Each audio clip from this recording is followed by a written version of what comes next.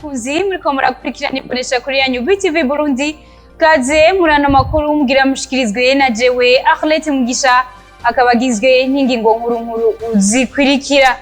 Umukuru w'igihugu c'u Burundi arasaba abacamanza kuza baraca imanza nk'abantu b'abagabo batarinze kuca imanza kubera inzoga baba bahawe. Nayo mu gisata c'indero abayobozi n'abigisha bashurashuza abo batwara bakwiye kuza barashengezwa imbere y'ubutungane. Reka ndabaha ikaze mu kanya nido ryano makuru.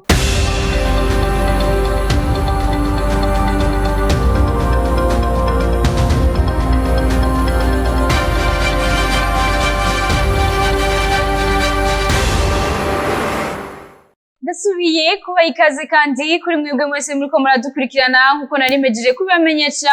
Umukuru w'igihugu c'u Burundi Evariste Ndayishimiye asaba abacamanza kuza baraca imanza zibereye nk'abantu b'abagabo batarinze guca imanza kubera izoga baba bahawe. Kurikirana nyiricubahiro umukuru w'igihugu c'u Burundi Evariste Ndayishimiye. Ngo hari abagabo ntihagwe bara. Sivyo? Ubugabo surucumu. Ubugabo burihabwa. Umugabo yamenyekana wenyene wasanga bavuga bati urya niyo ugize ingorane genda uhanuza urya. Bavuga ati ahari umugabo ntihagwibara. Igihugu kigirwa n'abagabo. Kandi iryo jambo abantu benshi bazi ngo ni igihushane c'umugore, sivyo? Kuko n'umugore iyo yakoze ibintu vy'ubuhizi bavuga ngo iyo atabanaka ngo habera umugabo kari kabaye kandi ari umugore. Ubugabo so uvuga ngo ni igihushane c'umugore. We bakubonye ugiye gutatura ibintu bavuga ati bijya bintu biragoye bakubwira ngo urahabera umugabo, naho uri umugore bavuga ngo urahabera umugabo. None iryo jambo ubugabo ryagiye yasambutse rya ibintu vyo gutangisha inzoga imbere y'uko ucurubanza ngo zana inzoga mugabo agacabagwa inzoga y'abagabo. Ivyo bintu vy'inzoga vyatanguye ryari? Murazi ko ari iyo nkomoko yibi muvuga ngo sinzocurubanza ntahembwe menshi. Hari umushahara abagabo barondera. Abagabo kwarukuza gutatura n'ivyananiranye. Mparashima abantu bavuga ngo icisha Burundi habuza abagabo. Duca rutangura kuba bacangero mu gihugu cacu. Kugira ukorera bene igihugu banezerwe ubu mucangero. Umuco wacu hamaze kuza igikoroni waratitutse uragenda twese tuca tuba abacangero mu gihugu c'amavukiro. Ntituvuge ngo n'abacamanza gusa twese ntitwite kumwikomorero ngo Varisito ngo Karaveri ngo Miburo Nyabenda Abarundi twaratosekaye mu muzirikanyi wacu. Ubucamanza bwaciye buba igikoresho c'abantu kugira barondera ingene bashobora gutoteza abandi cyangwa bagahonyora ku gakanu. Abayobozi n'abigisha bashurashuza abo bareze bakwiye kuza barashengezwa imbere y'ubutungane. Ivyo bivugwa na David Ninganza akurikiranira hagufi ibijanye n'indero. Reka tumukurikire. Muri iyi minsi hariho abarezi n'abayobozi usanga bashurashuje abanyeshuri bajejwe kurera. Ivyo turabibona mu ntara zitandukanye. Kandi hariho abatari bake bamaze guhanwa, hariho abatari bake bari mu mabohero no kuva mu kazi bakava mu kazi. Rero bisigura ko amategeko y'igihugu aratomoye. Amategeko y'igihugu iba code penal, igitabo mpanavyaha, iba itegeko rijanye no gukinga amabi afatiye ku gitsina, loi sur VBG. Barerekana ko kizira kikaziririzwa kuryamana n'umwana atarashikana imyaka 18.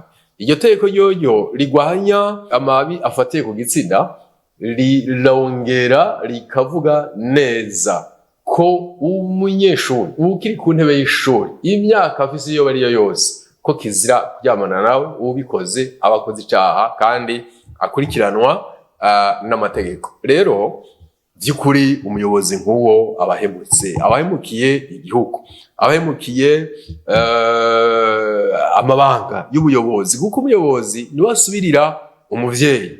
Rero kuvuga ko umuyobozi nk'uwo yahanywe gukurwa mu kazi ni sanction administrative, ni igihano kijanye n'akazi. Mugabo iruhande y'ivyo hariho ibikurikira no kumukurikirana mu ntumbero yo guhana ico caha kiba cakozwe, kuko abahemukiye abavyeyi, abahemukiye akazi, abahemukiye leta, kuko umwana ategereza gukingirwa n'uwo wese ndetse umuyobozi n'umwigisha uwo ari we wese ahamagariwe gukingira umwana. Umurezi rero n'umuyobozi iyo bafashwe muri ico caha haca habamwo ivyo bita nyongeracaha. Ni ukuvuga ko ni circonstance aggravante kuko bongera ko ico caha kuko yatotejwe n'uwarajejwe kumukingira, yakorewe icaha n'uwarajejwe kumukingira.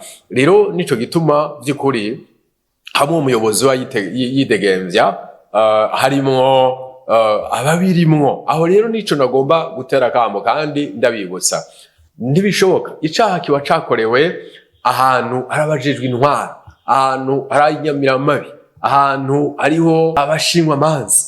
Ni ukuvuga ko ico nico twita solidarite negative, kuja kugira urunani mu caha. Rero haba urunani mu caha guhera kuri nyumba 10 musanteri gushika hejuru muri iyo ntara kuri buramatari niho bakoze igikorwa cabo. Tuje mu bajejwe gukinga ivyaha hariho PJ mu komine, hariho komiseri mu ntara, abo bose nta numwe aba yakoze igikorwa yategerezwa gukora, kuko bateza gukurikirana bati mbe vyagenze gute. Hakaba rero no mu bushikiranganje hariho abajejwe indero ku rwego rwa komine, hariho DCE, hariho DPE. Abo nibo bajejwe gukingira abana, si kumukura mu kazi gusa, ni no kuraba ko ibihano bitegekanijwe vyagiye mu ngiro. Amakuru yacu tuyabandanirize mu gisata c'inyubako. Amabarabara amwe yo muri zone Gihosha quartier Muyaga ameze nabi, bigatuma uruja n'uruza rutoroha abenegihugu baho, bagasaba leta ko yobasanurira ayo mabarabara. Ni nkuru dukesha mugenzi wacu Rafael Nyandwi. Zone Gihosha komine Ntahangwa mu gisagara ca Bujumbura, aho amabarabara atandukanye yo muri quartier Muyaga iri muri zone Gihosha komine Ntahangwa mu gisagara ca Bujumbura, aho bita mu Gisandema, imeze neza na cane muri kino gihe c'imvura. Imbonesha kure yanyu ya BTV yishikiye muri ako gace, aho abanyagihugu batari bake batwiganiriye ko bafise ibibazo murengera iyo imvura iguye, kuko amazi aca yuzura hagati mu ibarabara, bigatuma n'uruja n'uruza rutagenda neza, ndetse n'abafise ingendeshwa bakabura aho bazibika. Irindi barabara twasanze abanyagihugu baragiye hamwe bariha umugambi wo gukora imifuregi kugira amazi aronke inzira, gutyo bikinge ingaruka mbi zotegwa n'imyuzurira iyo imvura iguye. Batumenyesheje ko igituma batevye gukora ico gikorwa nuko hari miringoti itwara amazi ya Regideso yaca hafi yaho bari kubaka, bagatinya ko hari kuba byinshi byononekara. Bakaba bashima ko bakoranye neza n'ishirahamwe Regideso bagatunganya ibijanye n'iyo miringoti. Bakaba baboneyeho n'akaryo ko guhimiriza abandi banyagihugu bataratahura uwo mugambi ko bo kwifatanya nabo, kuko ni neza yabo bose. Banasabye na leta kugira ico ikoze, na cane kubaha amabarabara ashashomwo amabuye kugira ibijanye n'uruja n'uruza vyorohe muri ako gace. Rafael Nyandwi, reka ndagushimire kuri iyo nkuru wadutohoreje. Akazi kenshi n'imyitwarariko y'ubuzima ni bimwe mu bituma abantu bataronka itiro. Ivyo bivugwa na muganga Remi Hagirimana yanonosoye ingwara zo mu mitsi. Ni mu gihe uno musi hahimbajwe umunsi mpuzamakungu wahariwe itiro. Ni nkuru ya mugenzi wacu Elvis Munyaneza. Itiro ni ngirakamaro ku magara ya kiremwa muntu. Umwe mu bayaze n'imbonesha kure BTV, Joel Baransananikiye, asanzwe ari umuhinyanyuzi w'amajwi, aratubwira ingaruka bamaze guhura biturutse ku kazi kenshi. Cambere ntivyorosha kubera yuko umwanya uvuye muri studio usanga amasaha ya karaoke ageze. Amasaha ya karaoke nayo ageze, muhejeje karaoke usanga bukeye, ugasanga utasha kuryama amasaha 10, 4 du matin. ndyamye saa 10 saa 2 saa 3 usubije muri studio saa 2 z'agatondo mbona amasaha 3 canke 4 teza kuba uryamye naho nyene nabi kubera ryamurushe ukavyuka urushe bise sinigene donc byoroshe uburuhe uteza kwa mumvuga ndagwaye ico nicambere hari mikindi naco hariyo nka ingwara y'amaso ubuheruka nagitse ikibazo c'amaso kubera uburuhe nyene. Muganga Remy aratubwira n'izindi mpamvu zituma umuntu adasinzira neza. Hano baburite bacagira ngo mbere akoresha telefone uri kuravyunyura ugomba gusinzira urazimya ukazimya byose nakajyaga ntuze ka telefone iri kuri charge kazimye gapfuke ntukabone karatuma udasinzira. Hanyuma rero hari nabandi usanga agiye mwijoro turabivuga tubabona by'abazungu n'icyo musanze mwijoro umuntu akwiye gufungura ibyo kurya byinshi. Ufunguye byinshi ukarawuzuye ntusinzira neza. Ntibikunda ukwiye gufungura ibyo kurya bikeyi bishoboka hanyuma ugafungura ku murango. Hanyuma rero hakaba n'abandi bantu banavyo bihara kuri abantu batagira umwanya ugasanga agiye kugira siporo mwijoro navyo si vyiza na gatoya kuko burya umubiri ukeneye ko mwijoro umuntu umubiri we ugira temperature nto yishoboka ibaho benshi bashobora kudasinzira kwera hashusha ahantu umubiri rero ugiye kuryama utuza kuba umubiri utekanye udashusha atavyo uri kurabira ugasinzira neza nico gituma umuntu asinzira neza siporo yo mwijoro rero ntiyari nziza yabyari bishoboka nta muntu ugira siporo ahubwo abakeneye kuja ahantu hatekanye hakanye n'umuneza agasinzira neza. Inekerezo ya 13 ntwarante uko umwaka utashe arahimbazwa umunsi mpuzamakungu wahariwe itiro. Amakuru yacu tuyabandanirize mu gisata c'imyidagaduro. Umugwi ndangakaranga indanga Burundi wararemesheje igiteramo ku munsi wa gatandatu ngo kikaba cabaye mu ntumbero yo guha agaciro umukenyezi. Ni nkuru ya mugenzi wacu Ange Sherissa Nzeyimana.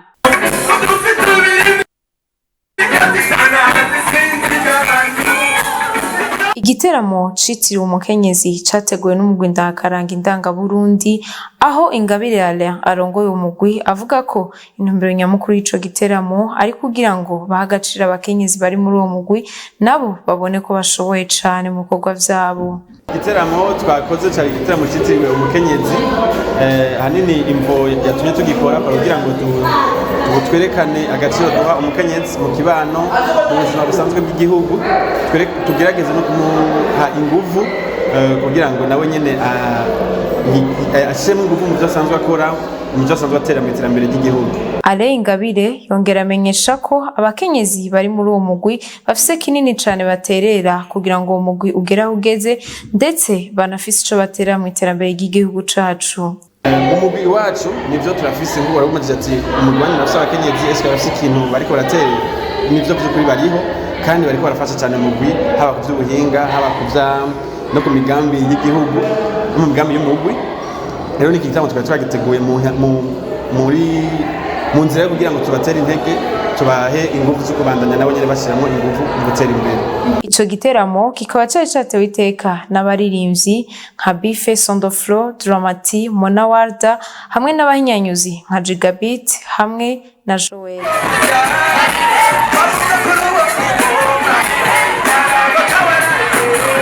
Amakuru yacu tuyasozerere mu gisata c'inkino. Ku munsi wa gatandatu umugwi waremesha BBC warakoraniye hamwe uri kuroraba ingene waranguye umwaka waheze ndetse banategura ivyo bagiye gukora mu mwaka wa 2023.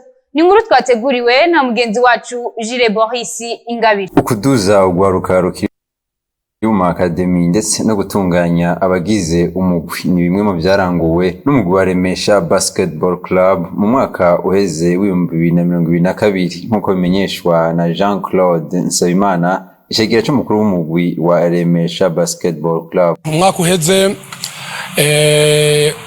wari umwaka wacu wa mbere w'amahiganwa twarashoboye kuranga ibikorwa bitari bike bishimishije cyane harimwo igikombe c'ama-assurance tutaka ico gikombe gikuru twaronse muri uwo mwaka turaba abagatandatu muri championnat y'Ibujumbura hanyuma turatunganya abamambre imigambi myinshi itari mike abana bakiri bato ama academy yacu yakoze ibikorwa bitari bike twazanye n'abakinyi bacu dukuye mu migwi yo hasi kubera remesha ifise umugambi kuguma turera urwaruka tubaduza kugira ngo baje gukorera mu ngata barumuna babo. Arongera akaremesha abakunzi b'uwo mugwi ko uno mwaka bawiteguriye neza ku mpande zose. Uwo mwaka rero twaruhaze turubaka umugwi, turawuha inguvu, turarondera abandi bakinyi bashasha boza guha inguvu bo twari dusanganywe, n'abanywanyi turarondera abanywanyi batari bake. Uwo mwaka rero dutanguranye inguvu nyinshi, twibaza ko dufise umugwi ushobora kuba ukomeye cyane, umugwi mbere ufise n'amahigwe ngire gutwara ibikombe bitari bike vy'uwo mwaka. Turafise abakinyi bashasha batari bake, muri bo harimo bavuye mu gihugu ca Centrafrique, dufise abakinyi batatu, harimo muri bo babiri bakina muri equipe nationale ya Centrafrique. Twarazanye n'abandi bakinyi bavuye mu yindi migwi yo ngaha mu gisagara ca Bujumbura ikomeye cyane, no kubatera intege, bakora ibirama, turera urwaruka, tugire club iteye igomwe, izira amahane, ikureba abantu bumvikana, eka mbere bumvikana n'iyindi migwi, nayo indongozi two turitunganya cyane gose kugira ngo abo bamambre tubatunganye mu buhinga bwa none. Tubamenyesha ko Remesha Basketball Club imaze kuba itwara igikombe ca mbere c'uno mwaka ca nani mukari ubwo batsinze umugwi w'urunani mu rukino rwa nyuma. Boris Ingabire, reka nawe ndagushimire kuri iyo nkuru wadutohoreje, ari nayo icisozera amakuru yacu y'uno musi, ariko ko badufatiye hagati mbanze ndabasubiremwo ingingo nkuru uzari ziyagize. Umukuru w'igihugu cy'u Burundi arasaba abacamanza kuza baraca imanza nk'abantu b'abagabo batabanje guca imanza kubera inzoga baba bahawe. Nayo mu gisata c'indero abayobozi n'abigisha bashurashuza abo bareze bakwiye kuza barashengezwa imbere y'ubutungane. Ndabashimire rero mwebwe mwese mwariko muradukurikirana, shimire bagenzanje bakoze ibishoka byose kugira n'amakuru abashikire atankomazi. Ndabifurize kubandanya mukurikirana ibiganiro bica kumbonesha kuri yanyu BTV Burundi, mugire ibihe byiza mu banyu no mu byanyu.